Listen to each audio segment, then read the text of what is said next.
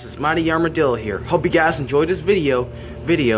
Before we start the video, we want to make sure hope you guys like and subscribe and push the notification bell so you can get all videos and watch the videos from start to finish. Because if you want us to keep us alive, you gotta do those things there. Just those simple things, like, subscribe, push the notification bell so you can get the videos, and also watch videos from start to finish.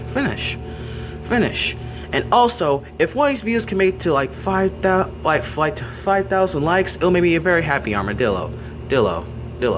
So anyway, just relax, enjoy the video, and see you guys next time. Gotta go.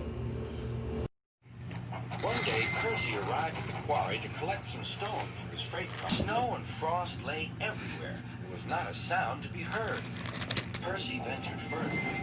He found Mavis, the new diesel engine, resting in the shelter of some rocks. "Cheer up, Mavis," he whistled. Mavis was still remembering the trouble she'd had with cars. "Manager says I don't listen to advice. He says I've no business jauntering down Toby's line. Toby's a fusspot." "Toby has forgotten more about freight cars than you will ever know," replied Percy. "You must put the cars where he wants them. Then you'll be a really useful engine. Now, if you'll excuse me, I have to take these stones to the harbor." Mavis liked Percy, but she still wouldn't listen to his advice. "Why shouldn't I go on Toby's line?" The siding arrangements were awkward. To put the cars where Toby wanted them, Mavis had to make several journeys.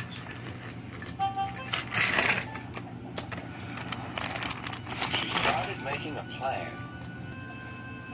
"If we used the teeniest bit of Toby's line," she said to her driver, "we would save all this bother." Her driver, suspecting nothing, allowed them to go as far as the first level crossing. A few days later, the weather changed.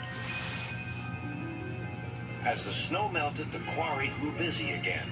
Some trains were so long that before leaving the cars for Toby, Mavis had to go beyond the level crossing with them. Now for her plan. She would go further down the line without it seeming her fault. "Can you keep a secret?" she asked the freight cars. Yes, they chattered. "Will you bump me at the level crossing and tell no one I asked you?" The cars promised. But while Mavis was away, Toby arrived. He decided to shunt the cars himself. The cars decided to bump him anyway.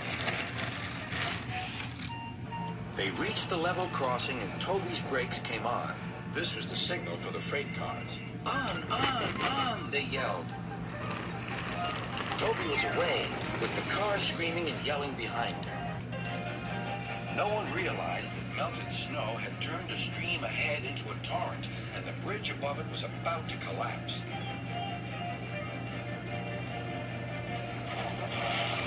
The rails were now like a tightrope across the thundering water. Stop! Cried Toby. His driver fought for control. They came nearer and nearer to the bridge. It was all or nothing now. The driver braked hard.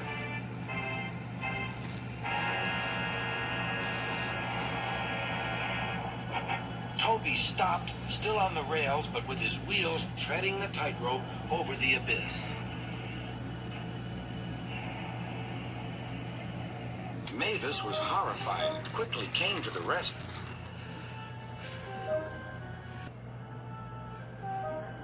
Workmen anchored Toby with ropes while she pulled the freight cars away. Then she helped Toby to safety.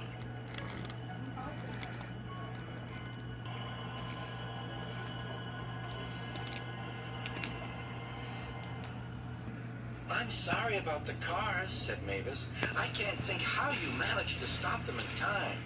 "Oh well," said Toby. "My driver told me about circus people who walk tightropes, but I just didn't fancy doing it myself." Later, Sir Topham Hatt arrived. "A very smart piece of work," he said.